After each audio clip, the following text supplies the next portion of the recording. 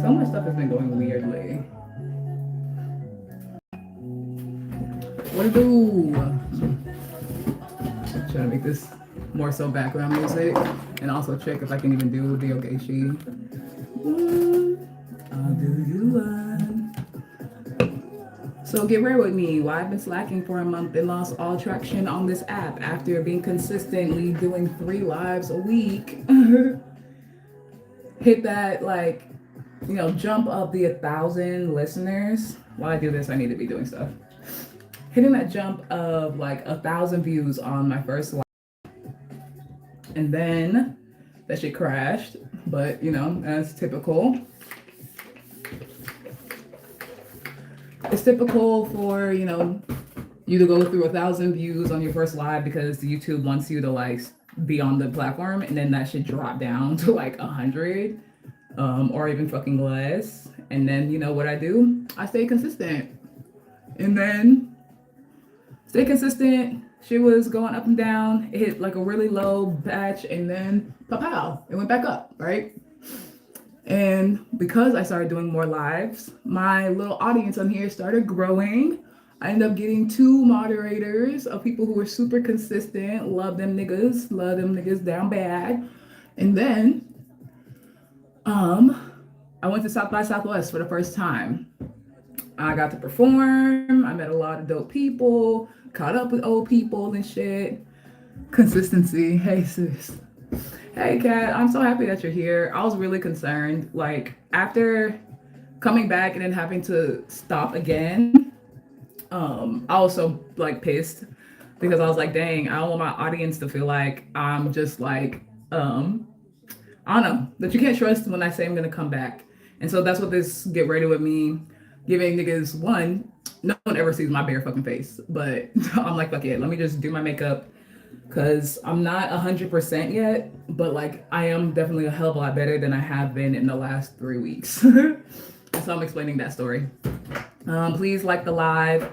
We're starting, essentially, it seems like back at 0 when it comes to YouTube, which really fucking sucks because niggas was really, it's I hit that low point and then it started progressively going fucking back up to the point where I got YouTube analytics to know when my audience was online. You have to hit a good motherfucking threshold before YouTube start telling you when your audience motherfucking gets there. And in this time period of me not going live because of all the shit that's been happening in my motherfucking life, I lost that. And so, and I went live for the Goddess Girl when I tried to come back, and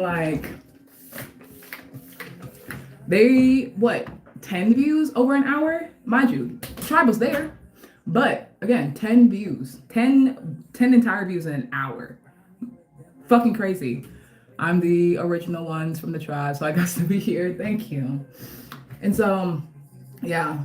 So just explain that story, explaining how old me died, and then my tooth did as well, which is the reasonings why a bitch has been offline for the last damn near full fucking month. And I'm gonna do this while I'm doing my makeup. And I got some new products. So that's why I was like, fuck it, I can start doing it. So I got this Lancome shit thingy as my new foundation. A bitch like me has not worn foundation in months. Not even fucking months. Oh my God, it's probably been damn near a full year since I've worn foundation. Why? Because a bitch been broke. And so I was like, I'm gonna make it rock with fucking $5 fucking concealers.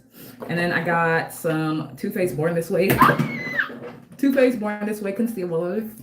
I'm still trying to learn how to do this shit again because boy, makeup, I'm not an artist. I did my own makeup so I don't have to spend money on it. I'm telling you, it's been probably, this is a sugar scrub thing for my lips to keep them soft and supple. It's probably been, Jesus, 5, oh my gosh, maybe even before the pandemic.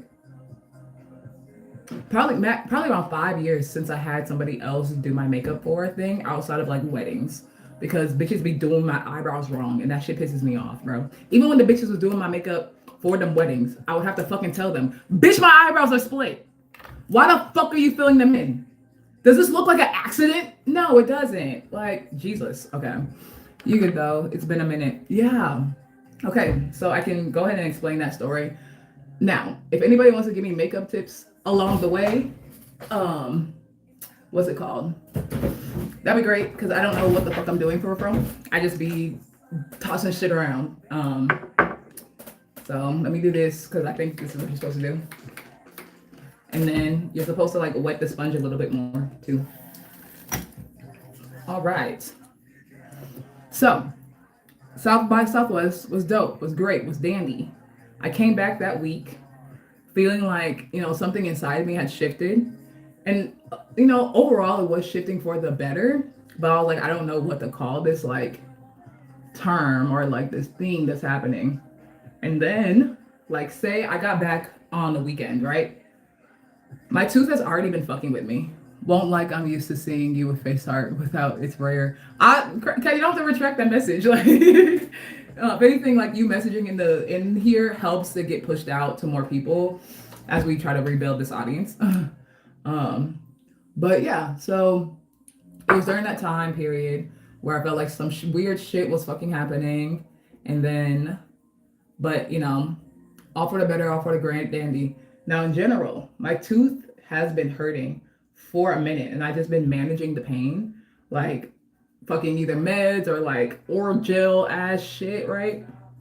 And I don't know, I woke up fucking,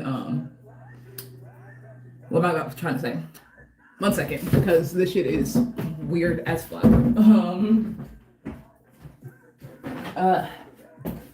Now, excuse me as I try to kill a fly. This is so weird because I was like, I didn't mean to be on live, but when I tell you this shit popped out of motherfucking nowhere, I'm like, what the hell? Why would you choose this fucking moment? And I'm just like, please go. Okay, it's going. I think I'm.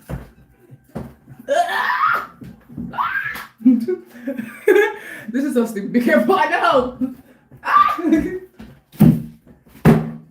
Okay.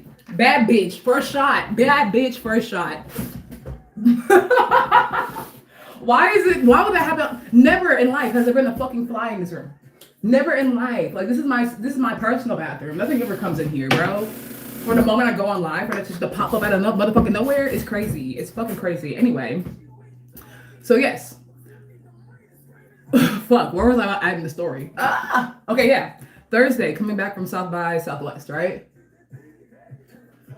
I woke up with like eye-blinding nerve pain. And like, it was like here, it was here. My temple was shooting out of my fucking brain. Like, I woke up at probably like maybe 7:38. I had made an emergency appointment and I was in that bitch by 10. Like, what the fuck is going on with me? And they were like, yeah, bitch, your molar gotta motherfucking go. That's the reason why you're in. Yes, it is dead. Okay, I would not have come back on this live. You would have heard me screaming and a broom hitting the walls if it wasn't dead, bitch. So yeah, I did. I went to the emergency dentist motherfucking people. And they were like, yeah, ho, your molar gotta go right fucking now. And so that day I was put on antibiotics and given a cacophony of pain medication. And the earliest that I could do it was the following Thursday. Because they were like, yeah, you're not going to be able to do shit for a day or two after the appointment. Now, mind you, I had a paid gig. Not just a show, I had a paid gig that Monday.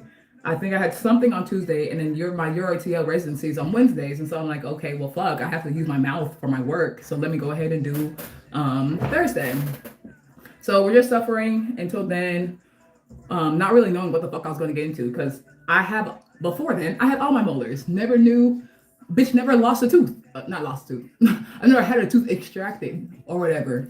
And so Thursday, go in for that appointment. I paid the extra monies. Paid the extra motherfucking monies for laughing gas. Because I was like, I don't want to feel no pain, nigga. Man, you had a busy week. Kat, I'm just explaining why. I'm in the part of the story where I'm explaining why I was so off. So mind you, this is like the third week of March that I'm explaining right now. When I came back from South by Southwest in Austin, South by Southwest is a music festival and a conference that happens in America, right? And so that was that Thursday. Following Thursday, now we're hitting April 2nd-ish. Yeah, I believe it's April 2nd. I have the molar extraction. They numb me the motherfucker up. They, what's it called? They numb me up. sorry, I'm trying to figure out which one I'm about to use. Okay. So they numb me up, right? They put me on the nitrous like I'm fucking Kanye. I was really hoping I wasn't about to like just become randomly addicted to that shit. And then they, did the whole extraction, right? They give me like this paper that says, for the next 3 days, no sucking on a straw, no forceful spitting. Here's a list of foods that you can eat, all just mush, bananas, yogurt, ice cream, soup. Like, I was like, wow. Now, mind you, you would think that I would know that, but like, I didn't. And not like I didn't know it, but like, I just didn't fathom it because I had just like right before South by, which is gonna lead into kind of what I want to talk about later on. But before South by Southwest, I was in Austin for almost 2 weeks, and I did not prepare for it. It was literally like I was going, and then Tuesday's tomorrow. Oh, okay, she's gonna be gone for 2 weeks. I have not prepared shit for shit. April 2nd, the day we and my girlfriend split. I'm sorry. um, sorry, Kat. But yeah, I was going, and then all of a sudden, motherfucking, okay, we're gonna be in Austin for 2 weeks, and I did not prepare to be gone for 2 weeks. And so when I got back, that week was me trying to like restructure my life after not preparing at all to be gone. And then motherfucking Thursday, this shit happens. And so doctors motherfucking lied. My dentist, I won't say his name, that white man's name on here, but like he literally was like, oh, I'm an athlete, I have a high pain tolerance, so I'll probably just be out for a day or two. And that like choosing Thursday was good because then you had like, your day or two and then the full weekend. Mind you, going into like 404 weekend in Atlanta, where now 404 is a national motherfucking holiday in Atlanta. So there's hella shit popping. And I'm over here thinking, okay, bet I'll be smooth to go to this shit on Saturday. I might even be able to go to some shit motherfucking Friday night, given how I feel. And so, why I say that bitch nigga lied, and when I say bitch nigga, I do mean bitch nigga, because fuck him. Like, why the fuck would you tell somebody that they're going to be okay after having their wisdom tooth fucking removed in 2 days? That'd be fucking K to go. Mind you, niggas did not say shit. Niggas did not say shit that I would be spitting up fucking blood all day coming out that appointment. That I would have to replace my own gauze in my own fucking mouth and be spitting up blood and then have to gauge on my own when the blood had lessened enough to stop using motherfucking gauze in my mouth. Or bitch, or even if you run out of gauze, go ahead and get a wet tea bag and put that shit in your bleeding mouth. Like, niggas did not say anything about that. Mind you, again, first time getting my wisdom tooth pulled. And so, not only that, and then they tried to prescribe me opioids. And mind you, they didn't tell me that they were going to prescribe me opioids. It was literally, I was in my car, just kind of laughing to myself because the numbing gas is still in there. My whole fucking face is numb. So I'm over here, like ass talking, and I'm just making like a little kiki to myself about it because actually it's kind of fucking hilarious. But at this moment, I'm still on, the whole face is still numb, so I barely feel shit. Laughing gas is still on its way out my body, so there's that shit, right? And so, motherfucking, I go home, spitting up blood. It was while in my car, they called me and was like, hey, have you left yet? And I was like, no, I'm in my car. What's up? Oh, we forgot to give you your prescription. I was like, all right, cool, but at least, prescription strength meds. Bet, bitch, I won't feel shit, hopefully. And then get into that hoe, right? They give me that hoe. I look up what the fuck narco is. Narco is fucking hydrocodone, which is a narcotic, which is an opioid. And I was like, nigga, why the fuck y'all niggas giving me opioids? I don't do opioids, y'all. I know a lot of people love opioids because they're hella addicting or whatever, but I personally like to not do opioids because they fuck up my stomach. And so I was like, okay, I'm not gonna take this shit. What else do I do? And everything was just like, okay, ibuprofen and Tylenol. Take the max amount. Okay, bet. So Thursday comes, goes, spitting up the blood and all that shit. Friday comes, pain's not as bad as what you would think it would be, especially because like, I had to order. I had like now I'm like taking the ibuprofen and the Tylenol, and I'm taking like 1,600 ibuprofen at a time, 500, 1,000 Tylenol at a motherfucking time, and so because now my legs are crossed up close to the screen.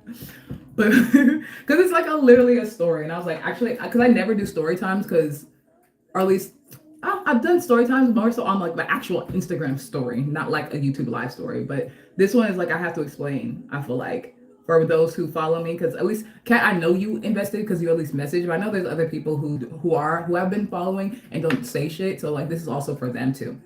And so Friday comes, pain ain't that bad, bitch. You know, I'm actually cool, and I'm thinking, okay, bet like this is maybe not too bad. You know, I can't sleep laying flat, so I'm sleeping on my fucking couch, which is irritating. Again, they didn't tell me prior to the appointment that I would only be able to eat mush.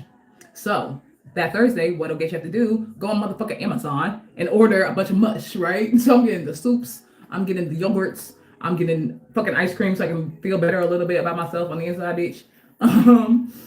And trying not to get dry socket, because that was the only thing they ever fucking said shit about, was like, yeah, dry socket's terrible, make sure you do this to not get dry socket because it's fucking terrible. And you know if you get dry socket because it's fucking terrible. Like they didn't say fucking terrible, but like just it gave the energy like fucking terrible. Like you don't want to get it. And basically dry socket is, for those who don't know, so when you get a tooth removed, teeth are like actually like if you think this is kind of the size of a tooth, if you think this is like the size of a tooth, this is how long the tooth actually is, because it just goes deep into like your gums or whatever. So nigga showed me my molar. Molar was like this big. Mind you, see how small teeth are the least are the teeth that we see. And so dry socket is where like, so after they pull the tooth, basically a blood clot has to form at the bottom of the socket. And that blood clot protects the bone and the nerve that are now fully fucking exposed to the elements in the world, right? And your job while you're in healing and recovery is to have that blood socket stay motherfucker there. Now, what gets rid of the blood socket is by forcefully spitting, forcefully sucking, eating food and like getting caught in there, and then that can dislodge it.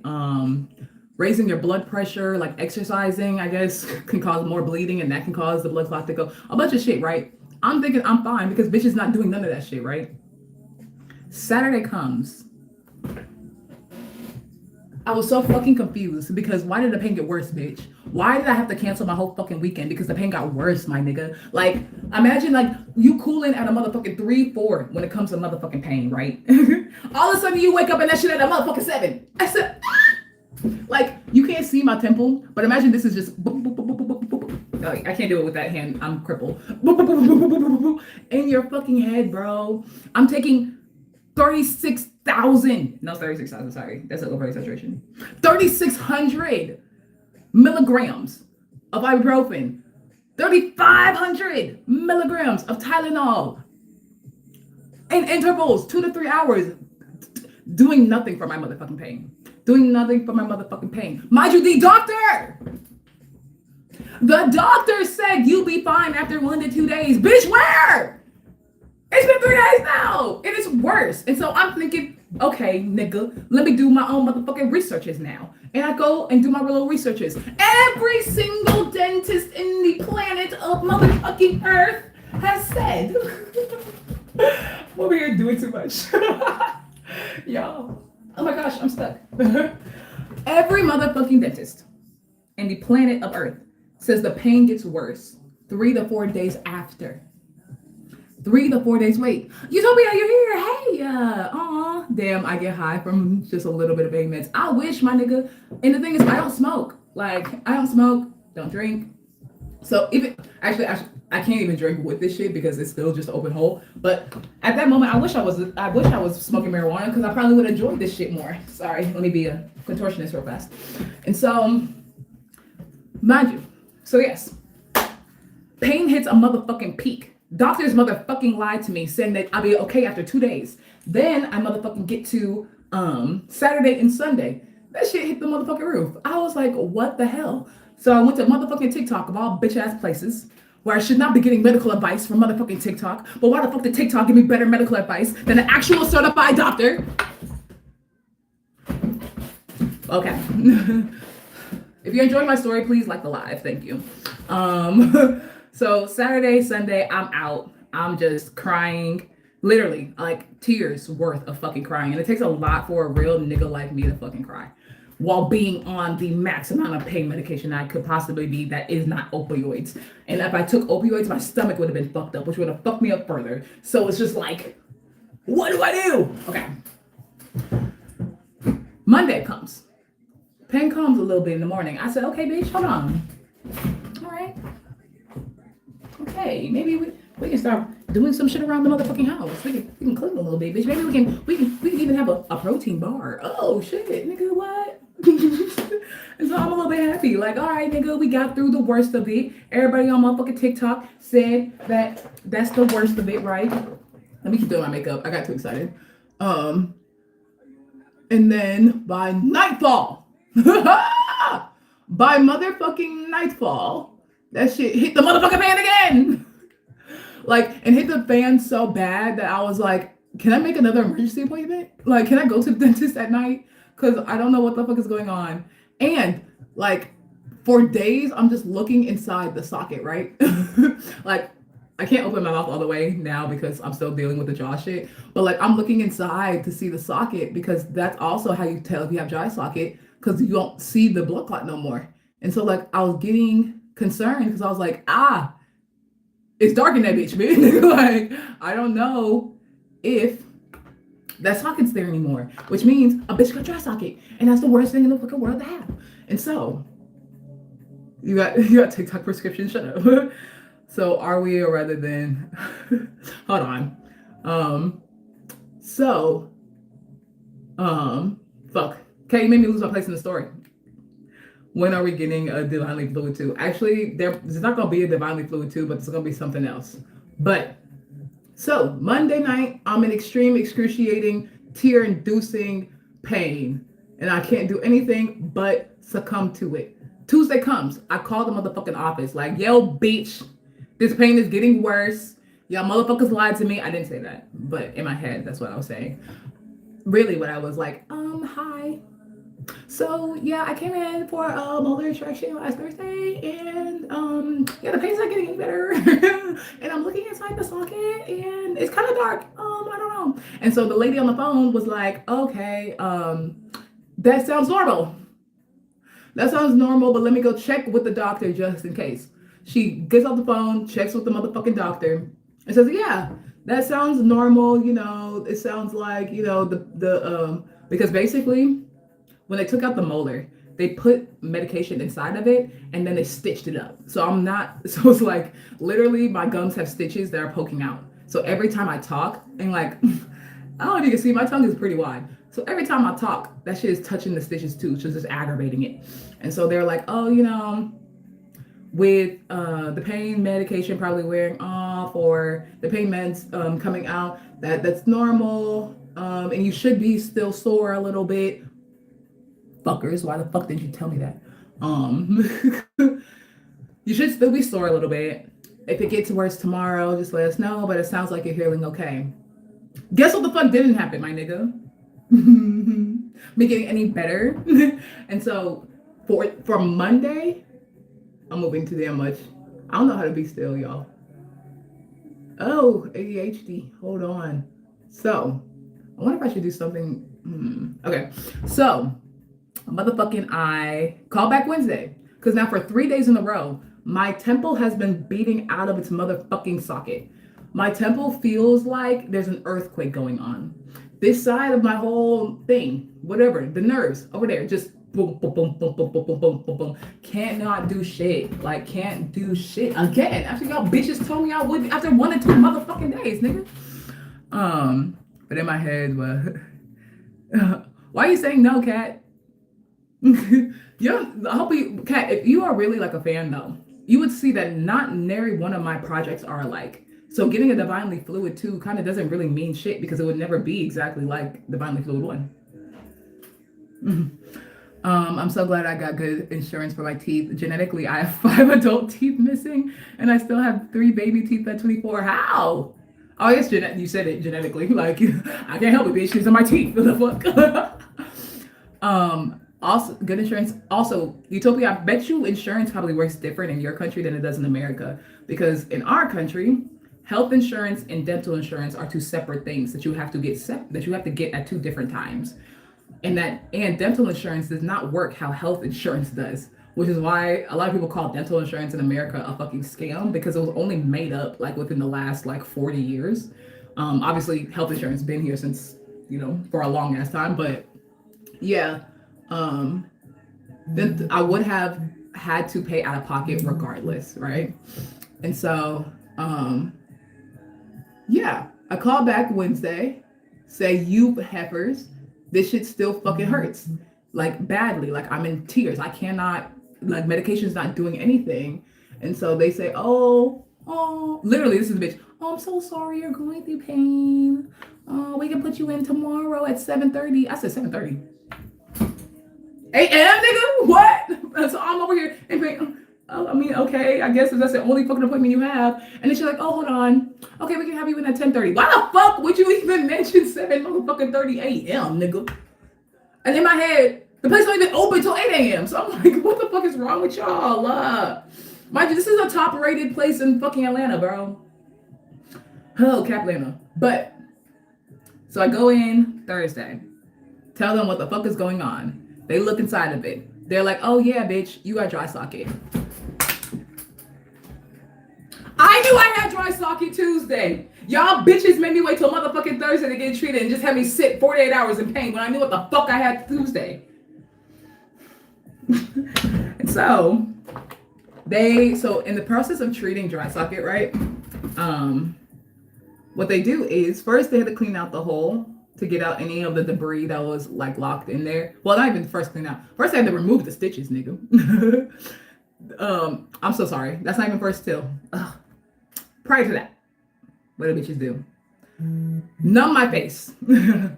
They numbed my face. They put like an injection shot in 2 different sides of my gums. And then they removed the stitches. Then they irrigated the fuck out the hole.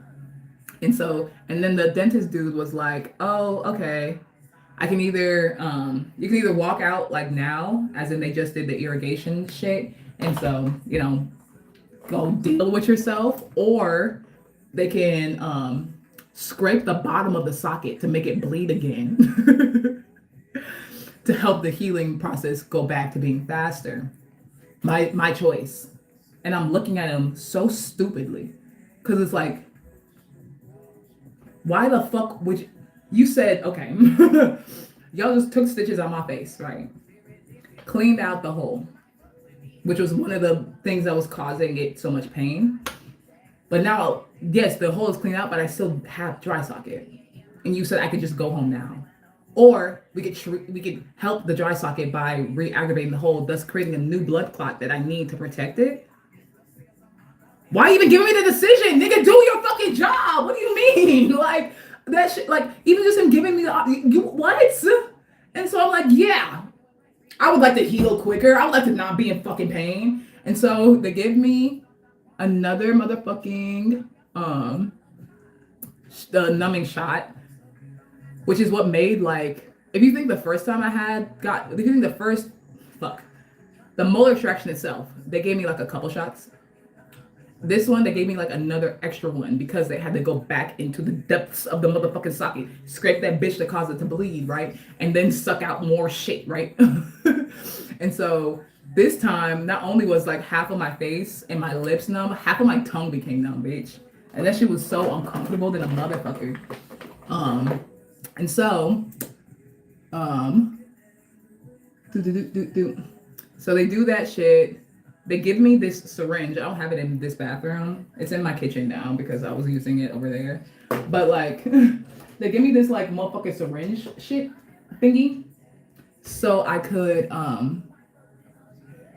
basically for the next like 3 to 4 weeks, y'all, every time I eat, I have to put a syringe in my mouth and clean out the hole, clean out the little motherfucking socket. Why? Because it's literally just an open fucking wound in my mouth. Like there's no longer stitches that help protect it. It's just open wound. Make sure food don't get in that bitch again. Otherwise, I get dry socket again. And so, because I just went through basically half of a surgery, all Thursday I'm out. Can't use my motherfucking tongue for nothing. I'm over here, blah, blah, blah, blah, blah. And then, oh, blah, blah, blah, blah, blah. So I have to do this thing, blah, blah, blah. Like, later, I have a video of it because I was just like, I have to actually get this moment on camera because that's actually fucking hilarious to me. What's going on? Cursing them, though, at the same time. Not really cursing them, Lord, but upset. Sorry, I feel like I'm missing out on people's messages. Health insurance covers so much dental care in Germany. Of all the things that the U.S. try to mimic Europe on, they didn't take none of the good shit. None of the good shit, nigga. Face was hurting. Not just my face, bro, because when you think about molars, y'all, quick little science lesson. The molar sits on a nerve ending that goes right here. This nerve ending is connected to your ear. It's connected to your neck. It's connected to your temple. So that's why when you get one pain tooth, this whole side of your face fucking hurts. The whole side of your neck fucking hurts. Your brain hurts. When I tell you how weird it fucking is, like how weird it fucking is to have like, I don't know. Imagine someone's like scratching your brain.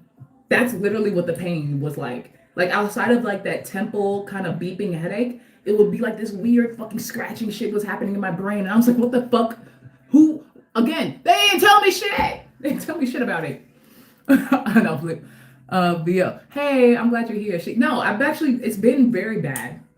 It's been very, very fucking bad pain. Like the worst pain. Like now, as a nigga who was diagnosed with chronic back pain at 15, this pain has been worse. Like I had hip pain that had me walking with a fucking walker last year on my birthday. This pain was worse. That molar go out, you go put it in your chest. And no one fucking told me, bro. Now, did Ogechi fuck up and not telling nobody? Yeah.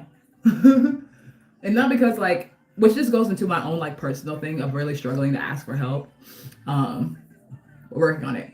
But like it, I don't know. It was a lot. But Thursday, you know, so like Friday comes, I'm still dealing with pain. But at least like it's not as bad as the dry socket pain, nigga. And then Saturday comes and it finally starts to wear down a little bit. Sunday comes.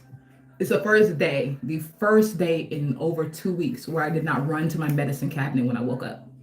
And I was like, God is good. Actually, God is good. Cause I know that when you take any NSAIDs or acetaminophen for an extended amount of time, nigga, I'm causing liver damage. I'm inflamed. My body is inflamed. Bitch, I can't work out.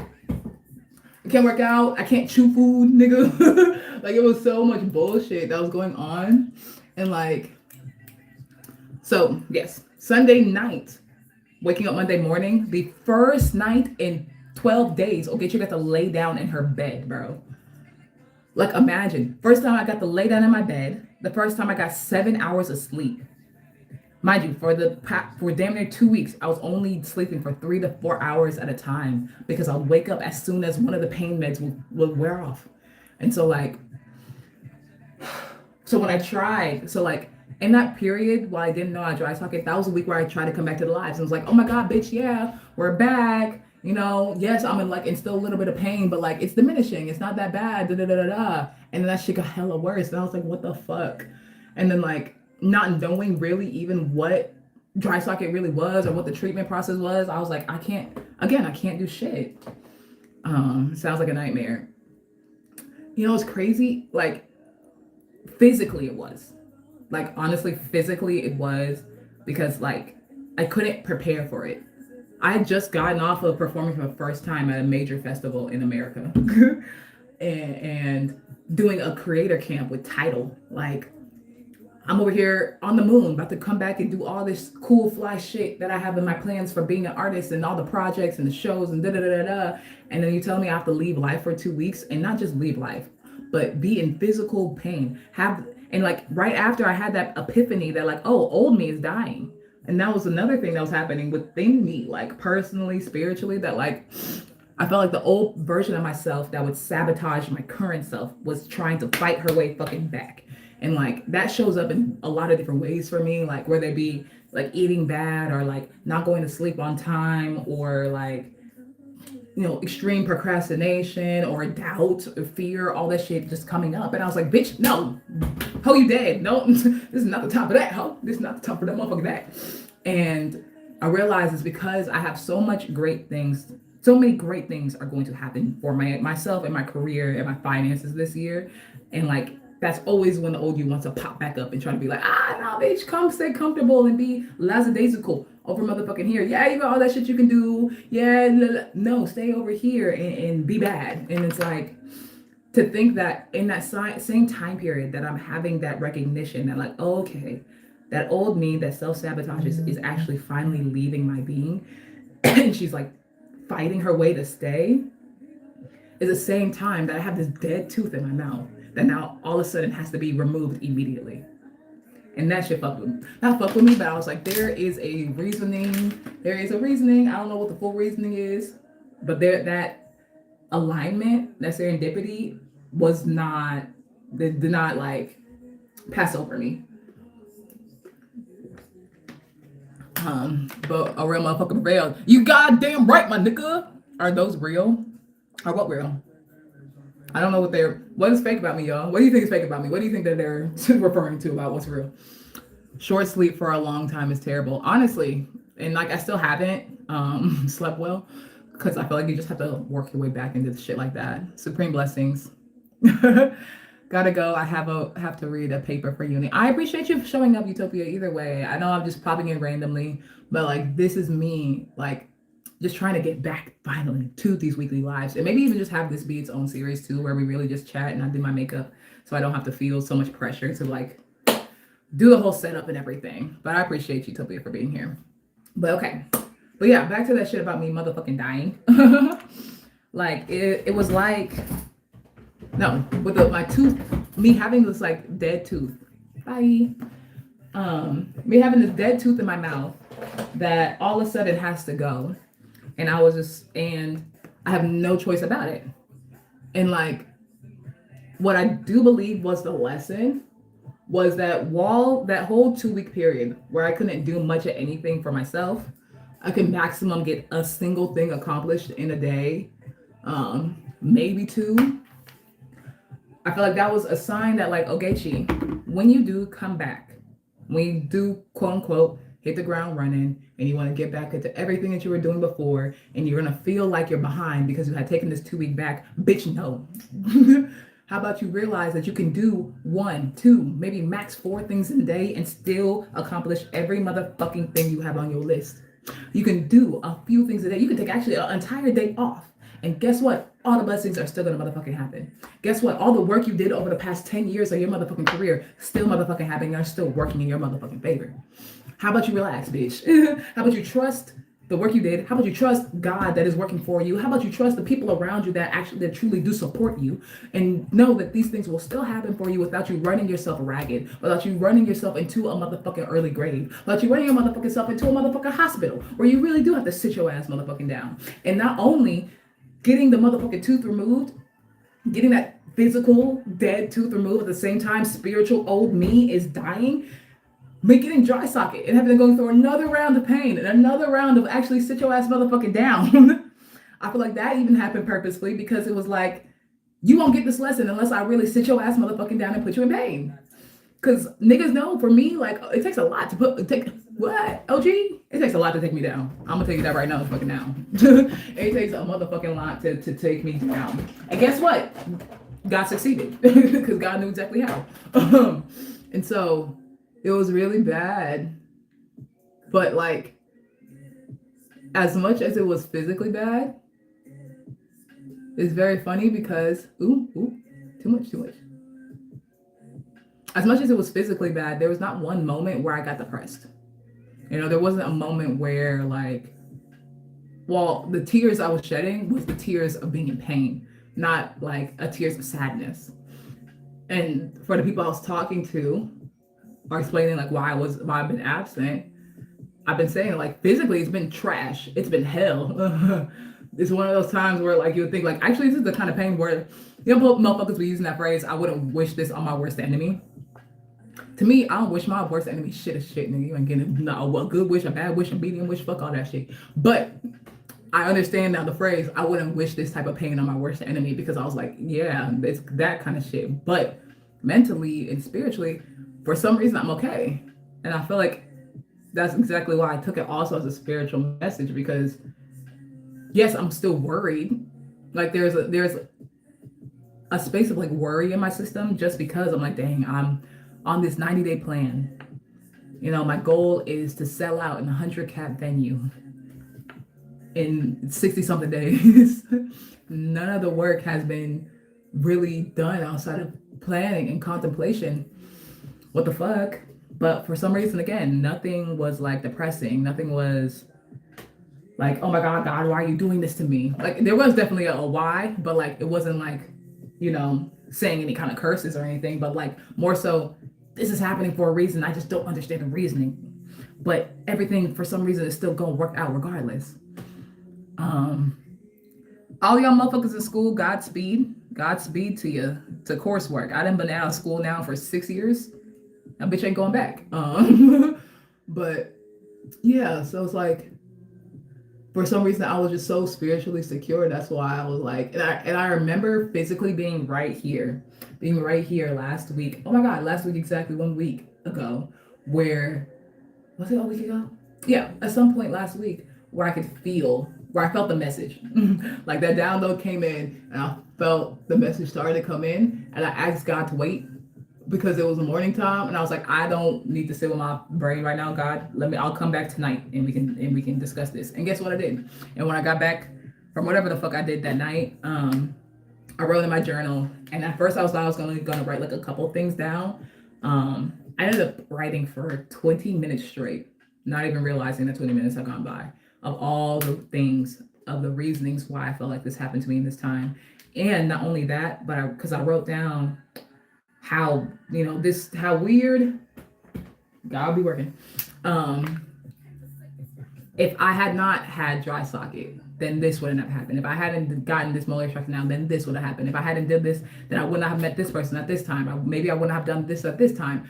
Like, I have no idea what I would be doing right now had, like, the week I got back from Austin, my entire trajectory shifted quite again. And like, the fact that this happened now twice, well, I had a plan for 2026, tentatively, but I had a plan for the first quarter of 2026 before I left to Nigeria. December 9th. I want to say December 9th was my flight to Nigeria. Made a whole plan.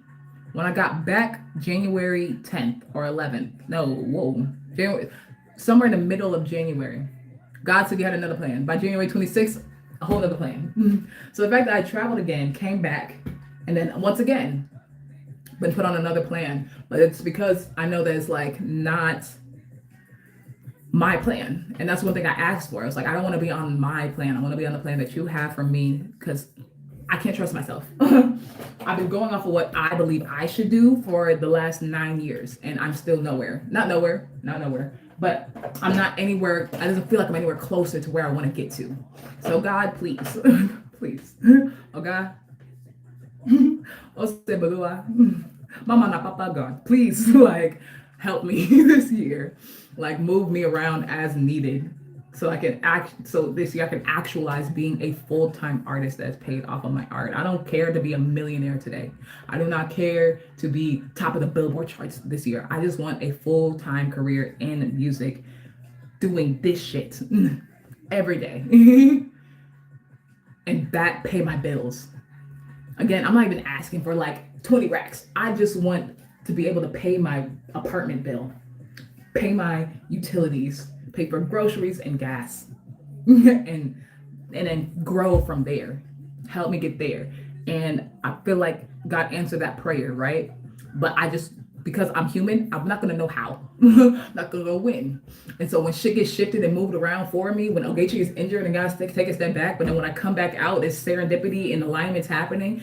It's like, oh, hey, girl, because you are on God's plan, not your own. So relax, bitch. Motherfucking relax, bitch. And so today, again, being a day where the pain seemed like it was starting to like creep back up a little bit. But again, super manageable. We had the photo shoot for the show. If you're listening to this and you're in Atlanta, mark your calendars for June 7th, my nigga, because a time is gonna be motherfucking had with motherfucking superstars that the price today ain't gonna be the price tomorrow. So make sure you copy your tickets. Um, I have my studio session for the project that I'm talking about for the new music I'm gonna release in the next month, like next week. During that time period where I was having all the dry socket and all that shit, all these ideas for the project that I did not have before all of a sudden started coming in. And I'm just like, bitch, why didn't I get these before? But it's before. Mr. Short Stroke is crazy as a motherfucking name. You're calling yourself Mr. Short Stroke. At least you own up to what you do, sir. Hello. Um, but yeah, it was like all these downloads for the project started coming in, and like I actually crafted the entirety of the project in my head and writing it down. And I was like, this would not have happened again if I did not have to just be in my motherfucking house this whole fucking time. And so I'm grateful. I'm grateful, and not just even for that, but for the timing of it all, guys. Like, imagine this happened after I got back from Southwest. I didn't choose to do a molar removal. It chose me. I woke up one day in pain, nigga. Like, and in such an astronomical amount of pain, I had to go to the doctor. What if that happened in Austin? What if that happened the night that I was supposed to perform in Austin for the first time? What if that happened right before I was supposed to go to South by? What if that happened a week before the sold out show I'm gonna do in June? Like, the timing couldn't have been more perfect to happen right after I got back, because it is the most time I had to be able to take a 2-week break to heal and rest and get rid of this thing that has been bothering me for probably over a year now. That I've just been managing the pain. That I've been keeping this tooth that should have been gone a long ass time ago. Just like the old me dying that should have been gone a long ass motherfucking time ago. So when I say that I'm like delusionally confident in the things that a bitch is doing right now, no one can motherfucking tell me shit, bro.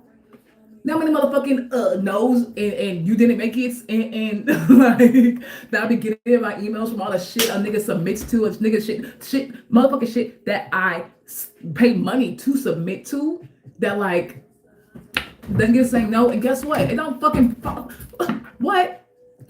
Nothing actually bothers me anymore. Why? Because y'all bitches ain't a part of the grind. Because obviously God did not choose y'all to help get you out. But guess what? God chose somebody. God chose a lot of somebodies. And I'm on the way to motherfucking meeting them. And I'm also being in that state of magnetism. Being in that state of magnetism that they are coming to me and aligning to me. Being in that state where not only am I talking the talk, but a bitch is walking the walk, and their spirit is on that so heavily that strangers feel it. They don't even gotta know my name. They gotta know the shit that I do, but they know that, oh, she's somebody. And so that's what this next project is completely and holistically about, for real.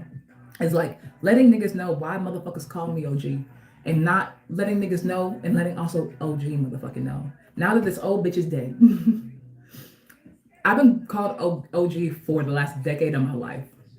And it's been a really cute nickname because I personally hate the nickname O, because O is not a motherfucking nickname. It's a motherfucking letter and a sigh of relief. So being called OG has always been like, okay, cool. Y'all niggas kind of see me as like, you know, almost I've always seen as like, oh, I'm mature, you know, I'm mature, I'm knowledgeable, you know, I have that kind of energy about me. People have never guessed my age correctly. They always assume I'm older. I feel like nowadays it's starting to like even out because I'm in my later 20s, but like, yeah, it's like I am now like, okay, not only am I telling niggas why they call me OG, I'm not just telling niggas why they call me OG. I'm telling myself why people call me OG. And I'm standing 10 toes, motherfucking down. Oh, where's my reds? Sorry, I'm looking at my like makeups. But I'm telling motherfuckers why people call me OG and why I deserve that title. That's really what it is. Finally, I get to see how you do the face art. It's a letter. No, oh, it's a letter. It's not my motherfucking nickname. Bitch, don't do that shit to me. Hoe ass niggas. And I'm so quick to correct a motherfucker too. I'm so quick. No, you're not gonna call me that. Oh, can I call you? Oh no, bitch. You can call me Ogechi. Actually, my name's Ogechi. Thank you. Ogechi. Yeah. Nigga, even when niggas, this is a whole side motherfucking tangent, but when people ask me, "Oh, do you have a nickname?" I tell them no. Mind you, bitch, obviously, I do have a nickname, but it's because y'all try to not learn my motherfucking name. Like Ogechi is a hard name. It's not. It's not. You're lazy. You're fucking lazy. Learn my name, ho. Oh my gosh, where is the red? Okay, I found it. And so what has happened is that Ogechi believes her. Ogechi believes that she is a superstar now, not later when I'm 20 pounds lighter or some bullshit, not after I've gotten to 10K followers or 100 or like fucking 100,000 monthly listeners on Spotify or some bullshit, or even 1,000 motherfucking subscribers on YouTube. Right now we're at 800, nigga. That's really actually ain't shit. I'm considered a fucking micro influencer. I'm considered not, I haven't reached small YouTuber status. We're just an account out here trying to make it. The algorithm does not push me nowhere. Everything here is homegrown, home bred, and like motherfucking but as per me believing I am the superstar right now, as I am the full-time artist right motherfucking now, regardless of what the fuck is in my bank account, and that I don't need any form of actual validation, any form of physical validation for that. I have like what, 8,000 followers on Instagram right now. Guess what? Give a fuck. I don't need to hit 10K or 50K or 100K to believe that I am a superstar right now, to believe that I am a future millionaire in my endeavors with music and beyond, to believe that I am able to sell out tours across the motherfucking globe. And that is on the way to me, that is on the path, that is on the motherfucking calendar of the life that I cannot see, that it's right motherfucking there. And I'm her now. I'm not growing into her any longer. There's nothing to grow into. I'm her now, physically, spiritually, mentally, physically, all that motherfucking shit. Will I always grow? Of course. I'm always gonna be a better writer, gonna get better at singing, gonna get better at rapping, gonna be more physically inept to do the things I motherfucking wanna do. I'm gonna meet more people. There's gonna be more love. I'm gonna have more life experiences to add into shit. Always gonna motherfucking grow, nigga. But that bitch that I have to be to the girl, no, the goddess that I gotta be to get to her, I'm hurt right now. And I had to stop thinking about it like I'm doing a thing to get to this person who will then receive that. Fuck all that shit, nigga. No. I don't need another shroom trip. I don't need a motherfucking Reiki session. I don't need to burn no motherfucking paper at a motherfucking full moon, my nigga. I don't have to do none of that spiritual shit to be the bitch that you see motherfucking right now, nigga, because why I'm hurt now. I'm hurt now. And that's such a crazy revelation. That's such a crazy revelation because there's nothing that's fucking happened. What fucking happened, nigga? I was in pain. I had dry socket, nigga. I had a molar removed. What the fuck? But when people say that you have to believe who you are before you get to who you are, that's what the fuck they mean. And now I get to be a part of one of the niggas that really do say that shit and know that I'm making no motherfucking sense when I say that shit, because no one can tell you how that feels like. Just like, shut up. 20 pounds later.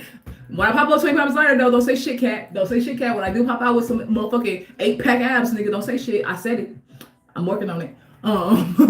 But when people tell you in all the motherfucking TikTok and Instagram and YouTube motivational motherfucking speeches, when you go to the lectures that be motivational speakers, when you go to church, my nigga, and the pastor, the preacher, the bishop be telling you these motherfucking things, and you struggle because, bitch, what the fuck did I do? Like, you're just telling me believe in myself.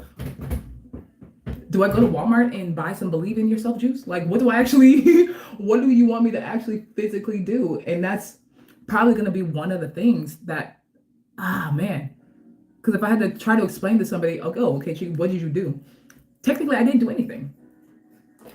Like, if you really want to be like dead ass, I didn't do much of anything.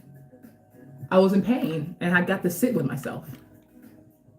I was in pain, I had to sit with myself, and I had to sit in my frustration with my inability to do anything but sit and wait for healing to commence on its own. And like, it's not like I haven't worked for years upon years. And I don't know, and like, it's hard to tell you, like, honestly, like, what actually happened other than God moving in my life, because I asked. Because I asked and I was intentional about it.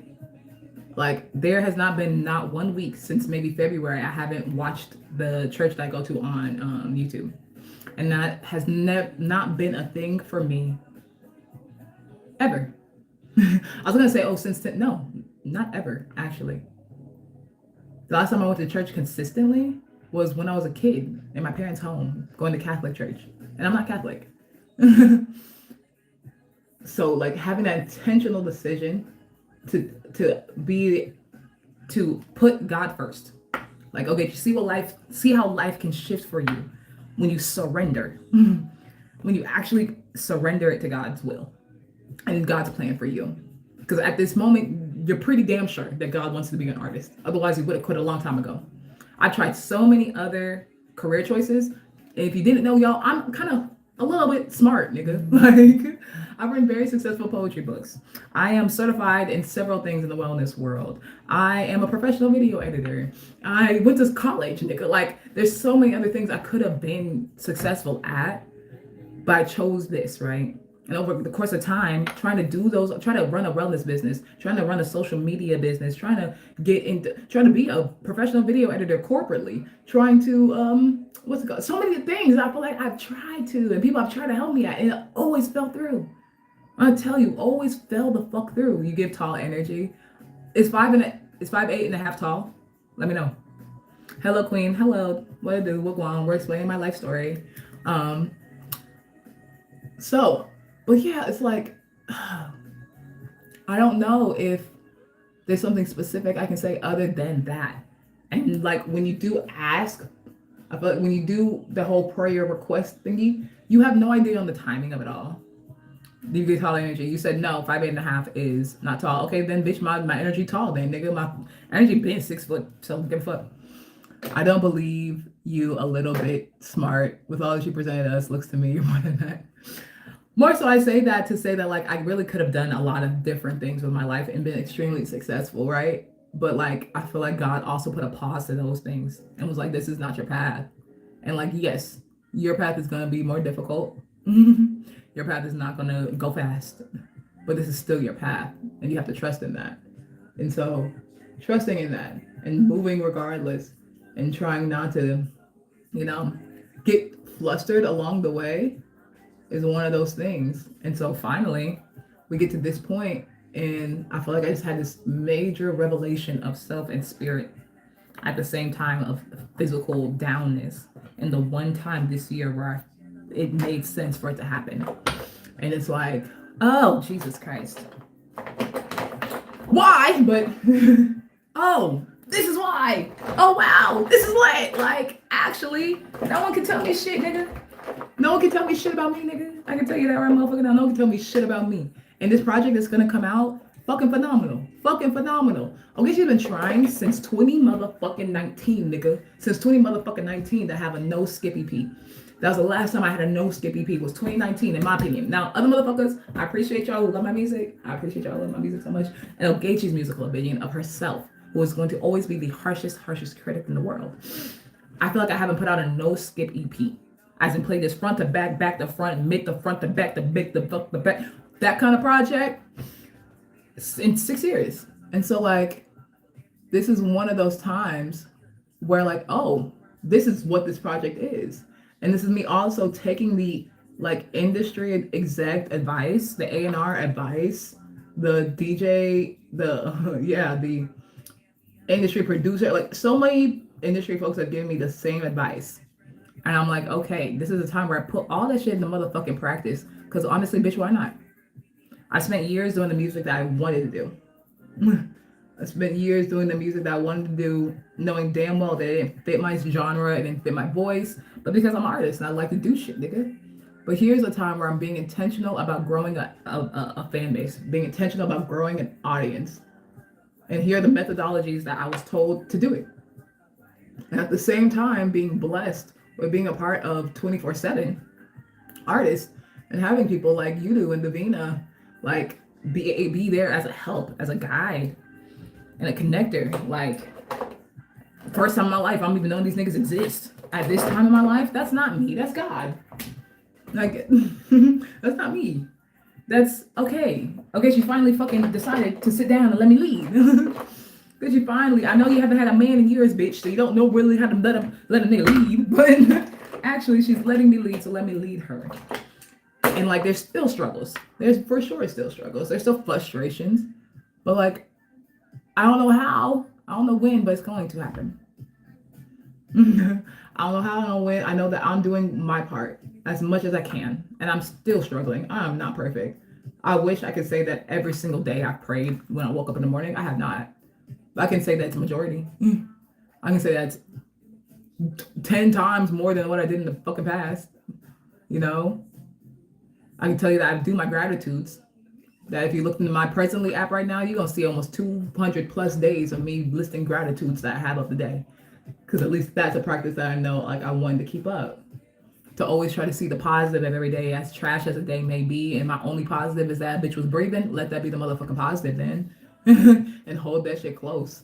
Because journeys to be an independent artist right now is one of the most hellish things to motherfucking do. If you are not one of them people who are just completely okay with like selling your soul and your morals and your dignity online, you know, can't wait. Thank you. Same. I can't wait to hear the project. As a nigga who still needs to go to the studio with it, I can't wait to hear this shit because I just know it is amazing in my head for some reason. Like, do I like this? We just keep going bigger and bigger, huh? Okay. So yeah, it's like, oh, I'm happy for it. I'm excited for it. I'm excited for this year. I'm excited for who I'm going to meet. I'm excited for the show. I'm excited to see over 100 people out. Me stepping on the stage. A packed ass room. A packed ass room that can damn near almost can't even breathe. Low-key niggas is uncomfortable a little bit because damn nigga, there's a lot of people in this room against you. Why'd you put us in this bitch? And know that like I did that. Like I did that. I got a word, I got a call. Okay, so you can do it, so do it. I followed that call and now I'm looking at me do that shit. And like, hopefully I don't cry on stage. But like, I can really imagine that shit happening. Man, listening to you give this live talk just hits in the heart. Ooh, I need this. Thank you, Kat. Because I was almost not going to do this live. Because like, I made a post earlier today saying I was going to do this live, right? And it had the link to the live. Like I post literally from scheduling the live. I went from, create post from this. That's why I said what I said. And when I came back to come live, that shit disappeared. That shit disappeared. And so in my head, I was like, fuck, nigga. Like I literally did this hours ago so people would at least be notified so they could come to the live. And then, but I was just like, fuck it, nigga. Like go back to just doing shit how you were when you first came on YouTube. Picking random ass times to go live and hoping for the motherfucking best and that people see me. And it seems like because we have to start from zero with YouTube, that's what the game is. So I appreciate outside of you always being here, but saying that because that's part of the reasonings of us being artists. It's like our brains work in these stupid ass ways. We go through these stupid ass life experiences to help people. And that's what I was explaining to somebody. I was explaining at the shoot. What is your purpose in music? It is literally to inspire and empower people to live in their best, authentic, and unique selves out loud, boldly, happily, and confidently. Because there's a bunch of, not everybody's a weird bitch that would do this and then go to fucking Walmart. But I do. And that hopefully inspires people to do whatever the fuck they want to and not feel like that any form of judgment can stop them. Because I don't give a fuck how many people don't like what I look like. I'm a be motherfucking me. I don't give a motherfucker how many people think that walking around like this on motherfucking day is weird. I'm gonna still be motherfucking me, bitch. Why? Because it make me happy, ho. It make me happy. And guess what? I found people who also it makes them happy too. The fuck? Bus Driver Productions. The YouTube game can be fickle. You do it well though with makeup. That's so funny. I appreciate the thing is, like, I get the whole YouTube thing, it can be fickle. But I think it was just my like irritation with self is that like I'd gotten through that fickleness and I had gotten to a smooth place algorithmically where it was like, okay, oh, this bitch consistent. Oh, this bitch kind of trending a little bit. Let's start pushing her up. And so now it's like, oh, bitch, restart that hoe. But it's okay, because I will. And I'm me. And guess what? No one on YouTube is me. I can tell you that. Ain't no motherfucker quite like me, bitch. And so hopefully I stumble on more and more motherfuckers' algorithms on accident, and they say, "Oh wow, who's that weird bitch?" It's me. Hello, it's me. And then people go through my page and see that a bitch been me for a while now. Check me out, ho. I wish I wasn't. I don't know. I'm wearing like a tube toppy thing because I'm like this. I never wear gray, and I know people are probably confused. But like, okay, maybe I can do that. Ooh, not stripping on camera. And so, yeah, I'm someone I'm like not excited, but like a nigga like me, I feel like we get. I don't know. It's like I can give a fuck about a challenge basically. Challenges are frustrating, but then like how my ADHD brain works is like, okay, bet how the fuck do we eat now? Okay, but you see, oh, hide your bitches. Hide your bitches. They don't want you no more because they see me. But yeah, I'm kind of like excited about having to climb my way back up to this fucking top and not just get to the same top, but like surpass that hoe. Why? Because I can. Is this a good makeup look? I don't know. I feel like I was talking so much that like I kind of fucked up. Let me see. Because now we gotta do the setting spray. Oh, well, I don't know if anybody watches Black YouTube, but I be on Black YouTube 90% of the time. There's a couple whites I watch, but like Keisha, the British girl, I remember her like doing her setting spray, and she was so confused as to why people only do like a couple sprays. Bitch, if you don't drench your face up, what? You trying to make that shit stick? And I was like, wow, I actually believe her because I don't know if it's just because I have a big ass head. Like, if you see how big this Juvia's thing is, bitch, it's the same size. Like, and so, yes, I don't know. I feel like I always forget to fucking say, like, if you're in the live and you haven't liked it, please like it because, bitch, we're starting from zero when it comes to YouTube, and a bitch is trying to get back into the good graces of YouTube. What else can I do? I can kind of do something. Okay, life is not over. We're still here, bitch. I can do some like edge control because this is kind of looking crazy up here. And then I could probably also do, where is, I don't see it. So we're gonna have to, oh wait! This is not rose water. It is makeup remover that I put into here so I can do shit like this. But yeah, y'all. That is the story on how old me died, then my tooth did, and why I have been absent for a month and lost all traction on this app. And I say that and did this live today because, bitch, we're back. And I'm not sprinting back. I'm not running back, even though I low-key have a song coming out that's going to act like it. But the message I got was to fly. Was to float, was to flow, was to stay in alignment and stay grounded in that alignment. And so today I have my Euro ATL. I typically have my Euro ATL, what's it called, residency, where I be performing, I do my poetry, I rap or whatever. And funny how life works. That's why I was even like, okay, I can do this live, I'll get ready for the show, and then I'll head out. I'm exhausted though. So while Monday was that first day that like, oh, finally I'm off fucking pain meds. I'm off taking 6,000 milligrams and fucking suffering every motherfucking day. I woke up also to my motherfucking period. I was like, okay, great. We're out of pain up here.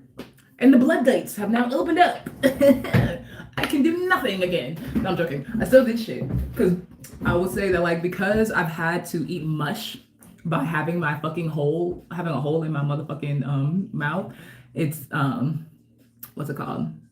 I've only drank my vegetables. I've only drank vegan protein. I've only drank nutrients and probiotics in college. I've drank every fucking nutrient in the motherfucking world, bitch. So it's almost like I had to go through like this detox, which supremely helped PMS symptoms go to nowhere. So if I had to like inform bitches on that shit, that's what I would say. Like, don't that like cleaning up your diet definitely helps with PMS, right? But the fact that like the day I get better, the day I'm like actually getting out of pain, my period starts, which is a time for women in general to slow the fuck down. I was like, come on. I don't know if there's any kind of quotes or anything on blessings coming in threes or some shit like that. Um, hopefully they do. But yeah, just things coming in threes. I was like, okay, here is sign number 3, Ogechi. Again, you go through this period of you're back in action. Have a successful shoot that I now have all the footage for. I'm just going through this shit, but also your period started. Your period started right after you going through a 2-week period of you getting no fucking sleep, of you having no more than maybe 800, anywhere between 5 to 800 calories a day. So yeah, bitch, you're tired. You're fucking tired. Yesterday was my first dance rehearsal for the show. Bitch, I'm tired. So, is your ATL mandatory in your schedule? Somewhat, yes. Is it mandatory every week, though? No, it's not. So how about today, Ogechi? You fucking rest with your broke ass. You fucking rest. You tidied up your home. Okay, bet, clean it now. Because there's a difference between cleaning your home and tidying up your home. Tidying up your home is putting shit away. Tidying up your home is maybe getting all the, wrappers and shit like that and throwing that away. Making your bed, putting away laundry. Cleaning, though, is getting that soap in that bucket, nigga. Cleaning is getting that all-purpose spray, wiping down counters, wiping down shit. I haven't been able to do that in weeks. And so literally I popped into my head, like, how about you stay home and clean your home? Guess shit is more tidy now, but you have the energy and the stamina now to fully fucking clean this bitch, bro. And you haven't done that. And you need to do that because your home is your oasis. Your home is your sanctuary. As much as your body is your sanctuary, your home is your sanctuary. And it is definitely a specifically linked to how your mental state is, to how your feng shui bitch moves. I believe in feng shui. The Asians, they did some shit with that feng shui shit, nigga. Like every time I be thinking about the 2 things I know about feng shui in my home, I'll be like, yep, bitch, the Asians was right again, nigga. Look at this shit in your doorway, fucking you up, nigga. Like, look at you, not having all the elements in one room, adding peace and shit, nigga. Fuck you. So, yeah, I know that in itself. As we go back into work, as we go back into flying, floating, and flying, floating, and flowing. You need that air circulating real well in this bitch. It's now the springtime. You can keep your doors open. Got some nice little air going on. When it rains, I like to keep my doors open too because I like the negative ions to cleanse my home. I'm like, all that shit that you be doing, bitch, do that hoe.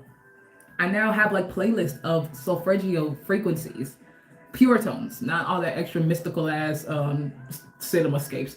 Pure tones that I fuck with, to aid in me staying grounded because it's so easy to get caught up in shit and just be back to back to back to back to back to back to back shit. And I'm like, okay, how do I not do that? God, how do I not do that? And these things have been dropping into my mind on how to not do that. And so, and then even just my homies, bro, like how God speaks through people. I didn't know this was about to turn into a whole God seminar. My fault, y'all. But paying attention to those messages that are told through people for me. Like, man, my ears is open, my eyes is open. We flowing, we flying, we floating right into success. And I'm the person that and staying in that frequency. So when it happens, I don't lose it. I don't lose myself. I don't lose my mind. I don't go insane. I don't ignore my family or anything. Like, I'm still the same OG, nigga. I just make more money and more people know me. That's it.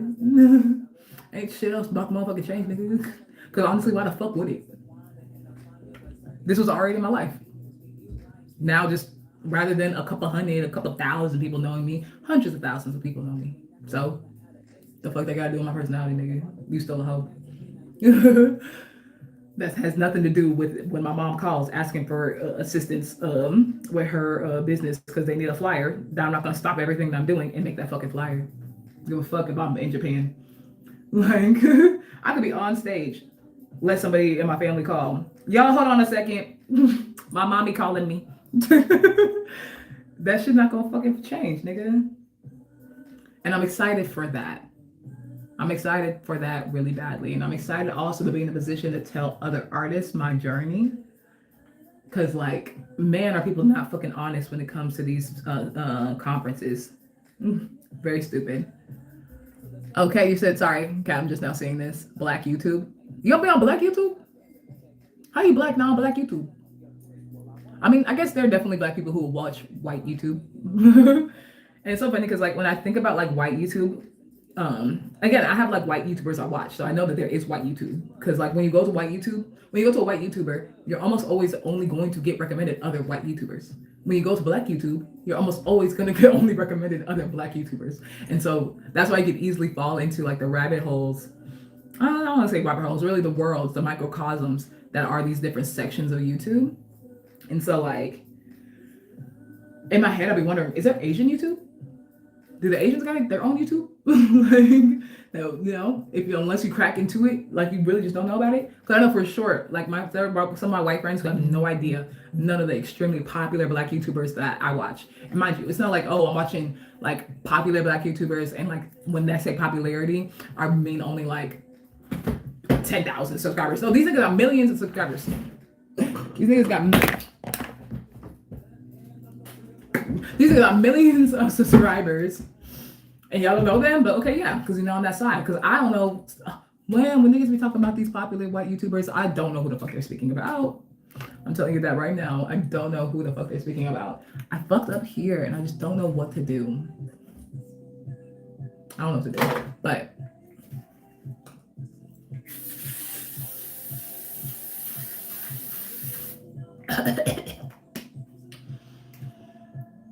What's your favorite part? Wait, what's going on? You always doing suspicious activity. Clown bozo haha is well, clown bozo haha, I think your name just kind of just told you what I believe about you. John Sheffin said, damn, you found a towel. I appreciate you. It's funny you coming live when I'm done with my makeup. You didn't see me an hour ago, nigga. What's your favorite part about Houston? What's my favorite part about Houston? It's hella Negroes. I personally am a Negro who likes Negroes and likes being around Negroes and Negro activity. So I feel like that's probably my favorite part about Houston. It's just like it's Negro heavy around there, around those parts. It's also a hella Nigerians too. And so like I feel like in Atlanta, it's not a lot of times where I'm around like just Nigerians and Nigerian culture. It's like when they do Afrobeat or African stuff, it's like a hodgepodge. And like typically if someone's actually sorry, I'm even fucking up my tongue. Igbo people. Like Houston has a lot of Houstonites be Nigerian, but they specifically are Igbo people. In Atlanta, there are Igbo people, mind you, but a lot of the Nigerians that are in Atlanta are Yoruba. And then like when it comes to West Africans in general, a lot of Ghanaians, a lot of Haitians, a lot of Jamaicans, a lot of Caribbean folk, basically. Like Igbo people the only time I've seen Igbo people populate is in like Umo Igbo Unite type of places, but not just like, oh, this is just the spot where all the Igbo people be. And so that's one thing I would say I like about Houston, even though I couldn't live there, that like there is spaces where you can just be around your motherfucking people like that, you know? He's like, whoa, I just got here and we're already swearing. Fuck you. You got into the wrong motherfucking live if you thought you weren't going, if you thought you were going not. You're talking about already swearing. Nigga, you 70, 80 motherfucking minutes late to about 1,274 and a half swear words. Give a fuck. It's my live and I'm grown as hell. I'll be telling niggas, cuss words are beautiful. Cuss words are beautiful. They evoke emotion. They tell niggas how the motherfucker is and what the motherfucker ain't. I am a highly intellectual person. I have written 2 books, actually, and have been well awarded, have been both well awarded and well paid for my ability to write and speak. Still a nigga gonna use all the motherfucking cuss words a bitch wanna motherfucker use, nigga. Argue with your hoe. Argue with your dick. Give a fuck. And sometimes there are a few times in life where I be thinking like, damn, okay, maybe we cuss a little too much. So, like, it really just becomes like, okay, and what are you gonna do about it? Nothing. That's what I thought. That's how it works. You be dropping a whole lot of stuff, huh? There's Asian YouTube, Indian YouTube, Hispanic YouTube. Hispanic YouTube. I wonder what they be doing on Hispanic YouTube. Cause like, okay, for people who may not know, OG chill. I bet they got the point. Fuck them, fuck them, fuck them. I don't care. Fuck them. What the hell you gonna come to my live and try to shame my motherfucking live, bitch? Go home. Okay. I want to like shift over to here because I bet you that the lighting is better. So if we go like, oh no. Okay, yeah. Look at me. Okay. Okay. This is not what I thought it would be. So, but yeah.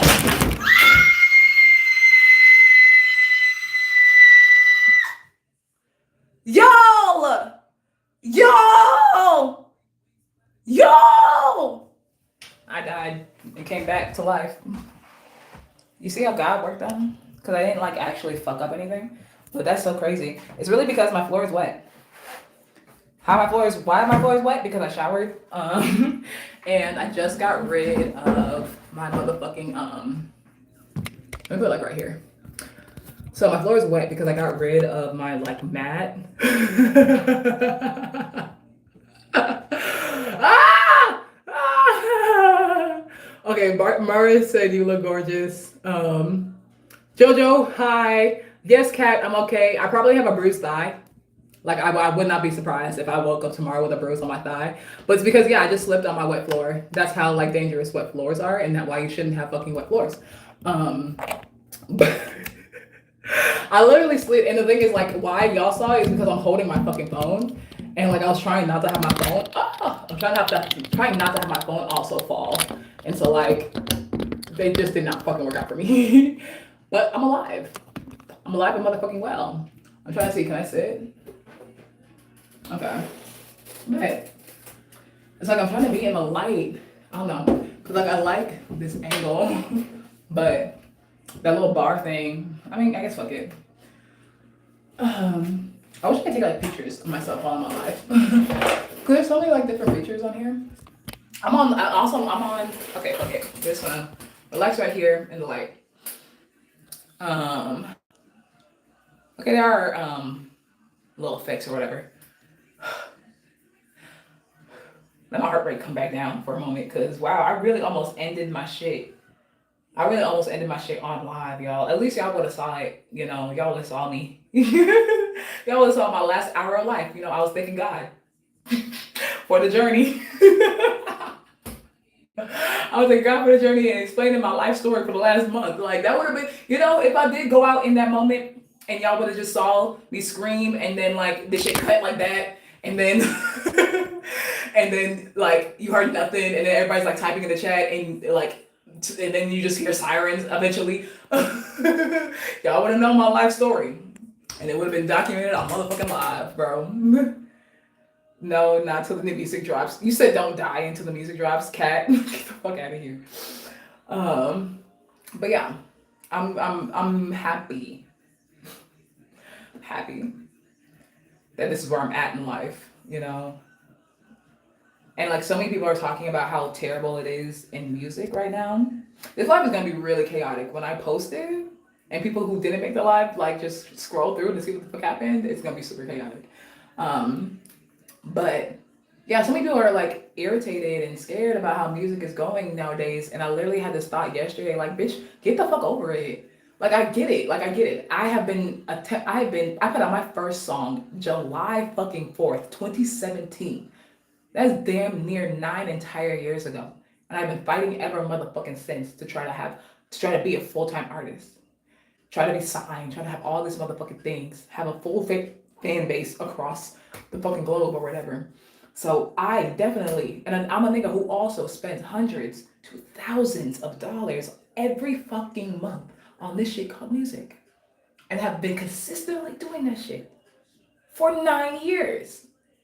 9 years, no breaks. Even when I didn't put out music, there was no breaks in the music. Even when I lost my entire motherfucking mind and had to stitch that bitch back together, somehow I still put out a song that year. That's how dedicated I am to this shit called music. And like, so seeing there's like a viral thing of a girl crying, which validation. First of all, nothing motherfucking wrong with crying. Nothing motherfucking wrong being upset with the TikTokification of music with people wanting you to act like a motherfucking monkey so you can sell some motherfucking records, or being a woman and y'all just want to see my titties and my vagina out on the motherfucking camera so I can sell a goddamn record. Even though the bitches who are doing that ain't selling no motherfucking records no more. Like, I get that frustration. I completely validate that feeling. I think I couldn't, and maybe even a year or two ago, I would have for sure related and maybe even cried with her on that live. But now I can't relate any longer to that because I choose to not fall for that fit. I choose not to fall for that fit of like despair when it comes to this shit. It's like we all know how the algorithms work now. We all know how labels work now. We all have heard the secrets of every part of this motherfucking industry to know how the shit moves. So it's like either you want this to be your career or you don't. Do you want this to be a hobby? Then let it be a motherfucking hobby and don't worry about anything about the music industry at all. And I think that is actually so beautiful. That's not how God made it for me. But if there's so many things I have hobbies in that I have no intention of ever fucking doing, of like going up or pursuing. I just do it because I love it. I pay money actually to do this thing because I just love it and it enriches my life. And there's a lot of people who are trying to become celebrities, which is not what you should want to ever motherfucking become. Celebrity is what comes after the fuck you, after you do something noble, after you do something notable, after you do something dope, then celebrity can come from that. There's a lot of motherfuckers out here who do music who just want to be a celebrity. Bitch, you're doing it for a lot of motherfucking reasons. I hope you fail. I actually hope your ass fail. But I say that to say that like, I hate that. I feel like I sound like some of these old heads where I'm like, play the game then. Like you chose this game and now you're upset that you have to play it because the rules changed. And if you don't want to play the game that you chose to play, and over time they change the rules, then leave the game. Then leave the game. Like, it's actually that simple. Instead of like, being depressed and complaining and all this, just leave the fucking game. Go be happy somewhere else, bro. I wish I could. It's not how I'm created. It's not how that's not my journey, all that shit. Is this an okay angle, guys? Or is this too much sunlight? Is it down here okay? I don't know. But yeah, it's like, bitch, go do something else then with your motherfucking life instead of crying on the internet. If you're that talented, like, and there's so many aspects. I think also what fucks me up is that like, there's sync. People make thousands, tens of thousands, hundreds of thousands of dollars, and y'all don't know their name, but you hear their music in TV and radio. No, sorry, in TV, radio, video games, motherfucking cheer competition, music. There's so many places where music is used, and y'all don't know who the fuck the artists are because they could be your next door neighbor making well over 6 figures a year. Go do that. Where you don't have to deal with TikTok. You don't have to deal with none of that shit. In the sync world of America, at least, it's a super small, like, once you know a couple music supervisors, you damn near know them all. Go do that. Go do Broadway, nigga. Go do, go have a residency at your local fucking bar or restaurant where people love you and come see you every motherfucking week and you never have to leave your town, nigga. Like, there's so many places in music that make sense for people to do, but I feel like a majority of indie artists have like this one version, have this one, I must be Beyonce, have this one, I must be Taylor Swift, I have to be in that lane of music. No, you don't. No, you don't. Go do something else. Do something motherfucking else. I feel like I'm one of those people, okay, sorry, bus driver, I was on a roll, and I'm gonna make sure I always respond to comments. The life of an artist will always be a tough grind. Keep rolling with the punches and get better. Exactly. Like, we know that shit is how the motherfucker is. Okay, and how, like, and that's why I said with this year, like, I was like, okay, I know the advice that I've been given, that I have blatantly ignored. I blatantly ignored after being a stubborn artist who just wanted to do her fucking artsy ass shit. But now it's like, okay, do you want to just keep being an artist who does her artsy ass shit? Or do you want to be a full-time musician who gets to tour around the world and get brand endorsements and movie roles and all these other fucking shits that come along with being an artist, but you have a fan base that loves you and pays for your bills so you can live a life of art? Which one do you want? Okay, you choose this one where you are a full-time musician, your bills are paid, you are investing in music, you are traveling around the world doing your art shit. Okay, here is the rules of this game that you're choosing. Do you agree? And like with that, I feel like people kind of have it in their head that like as soon as I choose to play the game, I've sold my soul. No. Choosing to play the game how the game is rigged to be is not to at least shit. Maybe y'all have different perspectives. To me, it's not selling your soul. What my version of shit. What am I trying to say? It's like what is in your mind essentially on how far you're willing to go. I know for sure I could have been very, very popular if I would have just decided to turn my face around and show y'all my ass. I would have been popular a long, long time ago because at the end of the day, I am talented. So mixing talent with extreme sexuality and this face, yeah, I went popular a long time ago. But that to me is selling my soul because I've sold my morality because I've gone outside of who I am as a person. And that's for me specifically, not for all women. There are women who it is their personality, but the pop pussy. And guess what? They do it well. I could never. You know how much I gotta practice, bitch, to twerk for more than 4 seconds? What? Some people really have that as a natural skill set, natural talent. It makes what makes them feel alive. It makes them feel comfortable. All that stuff. That wasn't me. I was a sports player, nigga. I like dancing. I love aerial work. I can't wait to get back into that. So like, for me, it would be that's what I consider selling my soul. What I don't see, what y'all are going to see, is me do essentially have a promo run where the type of post I'm doing is not super creative, but it's just catchy. That's me playing the game that I didn't want to do before because I love being creative. I love thinking about a new idea every 2 seconds and showing people every new idea that pops into my head and trying to execute it. And I was told, like, bitch, you're doing too much.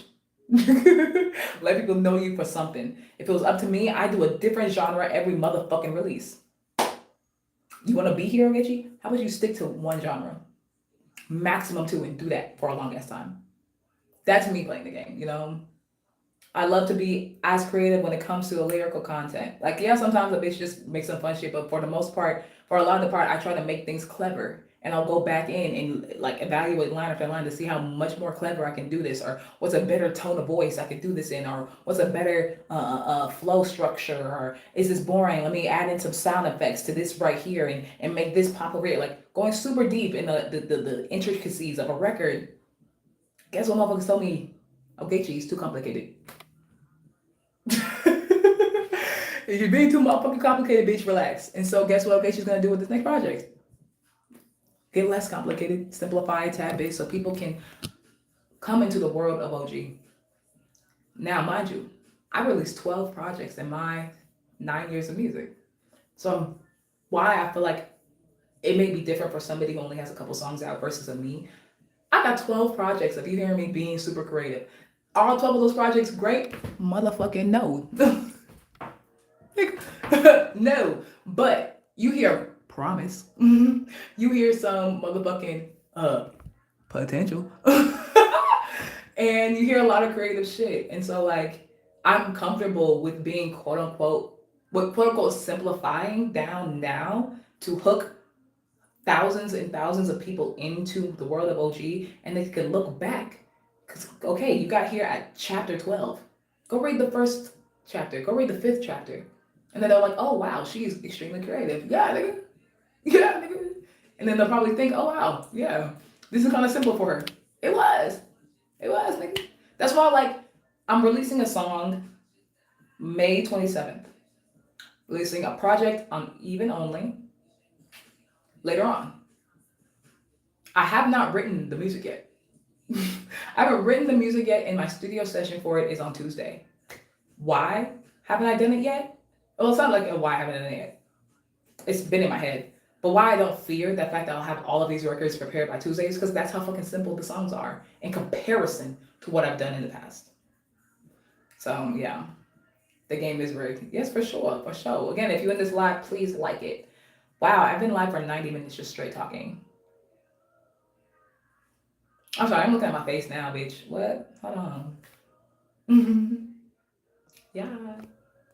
Even though I fucked up like this area, I feel like it's like a dark line right there. You probably can't see it because of the sun, but like this could have been blended better. But I was hyped talking shit about those fuck ass doctors actually for a good little second.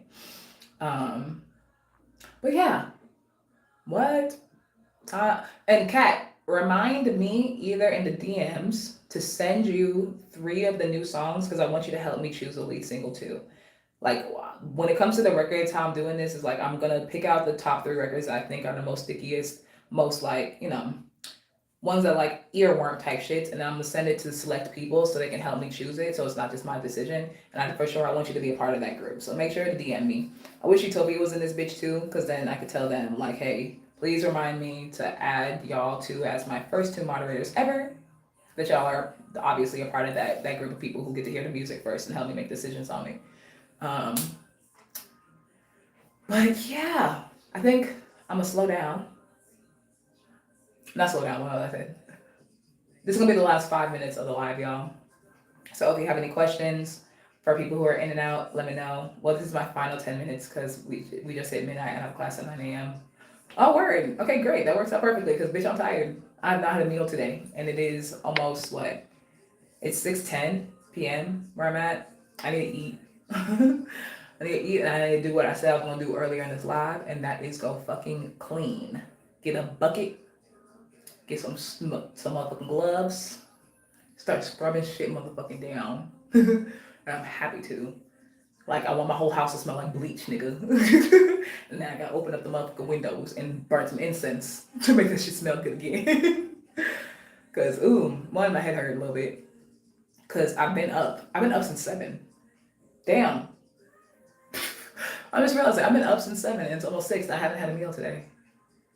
But that's also how, like, one, ADHD work. Cause I just been working. Cause there's things in my head that I feel like I need to get done. And that's why when I was on the way home, calm myself, listen to soul frequencies, was like, oh wait, Ogechi, you're starting to run. Relax, float, fly, flow. And with that, that means, okay, yeah, your ATL can wait till next week when you are also better healed, when you are not bleeding out of your vagina, and you can come back full swing there running. Because not the fact that I can't run ever. It's just the fact that I'm not a it's just like thinking about long distance runners, endurance is the game. I was doing sprint after sprint after sprint after sprint after sprint after sprint and dying. Right now, the run that we doing, the ripping and running and running and ripping and ripping and running and running and ripping, isn't the endurance game. It's a long game. So guess what you have to do, girl? You can't sprint the first 100 when you got 800 to do. You can't sprint the first mile when you're running a 5K, a 10K. Pace yourself, bitch. Flow, fly, flow. That's what we're doing, the long distance game. Bus driver, appreciate the motivation. As an interviewer, I love being as creative as possible. Playing the game is required to get where you want to go. I'll be there soon. You know, thank you, man, for being in this live. I feel like I've never seen you even comment in my lives before, so I don't know if this is like a first time you being here, or maybe you just were one of the people who didn't comment. But I do sincerely appreciate you being here, especially because, again, like as I said before, we're trying to get back up to where we were going before. I don't know if you know this or you know that, like, I have the Goddess Grove lives on Wednesdays, and for anybody else who sees this, I'm a Goddess Grove lives where I perform and do a little chit chat kind of like this on Wednesdays. Sometimes during the week, I have this thing called writer's block where I put on some beats. 10 minutes, I get out a hook, I get out a verse, and then we on to the next beat. We do that for an hour. At the end, I show everything that I got down written. Anything that's dope gets made into full songs. And then I have my poetry hours. Sorry, I need water. I have poetry hours Sundays where I read from my poetry books and I read from other Black-owned books. Black written books. Just for a nice little calm day of me reading to y'all, because some people like my reading voice, which I sincerely appreciate because I like my reading voice as well. And I play soft jazz in the background. And then I have this fourth live that's not necessarily me on the live, but it's just Ogechi Radio where people get to hear all of my music, all the whack shit that I've been taking down off DSPs, all the stuff that never made it to DSPs, and it's just Ogechi Radio for hours on hours. Also going to use that space to drop in the music from this new project, as well as, I might cut this part out of the live since we're in the last minute. I'm gonna start making music under an alias as well, so I can do all the music that I don't get to do, being hip hop pop star, and I'm still gonna put it out. But that music will always be also included in Ogechi Radio because it's still Ogechi making music, even though it's not coming out under my name. And so I'm super excited for that. Oh, I'm so excited for that line because there's so much music that like has been in my head to make, but don't make no sense as a rapper to do, or at least as a hip hop pop rapper that I am. It doesn't make sense. It's not gonna make sense for a while, but I'm still gonna make it. I'm still gonna put it out. I cannot wait. Ooh, okay. And yeah, okay. So yeah, those are the 4 lives that I do. And it seems like, okay, she going live and doing her makeup and just talking. I didn't know I could talk for an hour and 40 minutes unless she's straight. But, when your throat chakra is open, your throat chakra is open. Use it. That's the message. Alrighty, y'all. Appreciate you guys. Tomorrow we will be on live writing for sync. That's what we're doing. We're writing for sync songs, which is gonna be so dope because it's gonna go by so quick. I might end up getting like full records actually done because sync music is not hard at all. Like if anything, if you thought I'm gonna be simple on my new records coming out, imagine dumbing it the fuck completely down. You think, okay, you can't not be this actually dumb in your music. Not saying like sync music is bad or it's stupid or dumb. It's just super simple to write because you're not meant to be super complicated in those kind of songs that are supposed to be playing in ads, are supposed to be playing in the back of motherfucking Euphoria. Like, it just has to get the emotion across. And like thinking from the mindset as a writer and like write to get this emotion across. I'm not thinking about pulling from my own like life story or like whatever. Nigga, make some shit up. As long as the records sound good, that's all that motherfucking matters. Don't mean to be a party pooper, but 5 minutes is up. Cat, that's not being a party pooper. That's you keeping me on my motherfucking shit like you do in the Writer's Block lives. I appreciate you. I love you guys so much. Tribe, thank you for showing up today. Because if y'all weren't in here, I probably would have gone off this live an hour and 5 minutes ago and been sad in my motherfucking room eating chicken nuggets and cookies. But I did it. We're here with a cute little face on. Ooh, look at me in the sun in my sun in my face, and I will see y'all tomorrow on live. Okay, bye, kisses, peace, and motherfucking blessings to you and motherfucking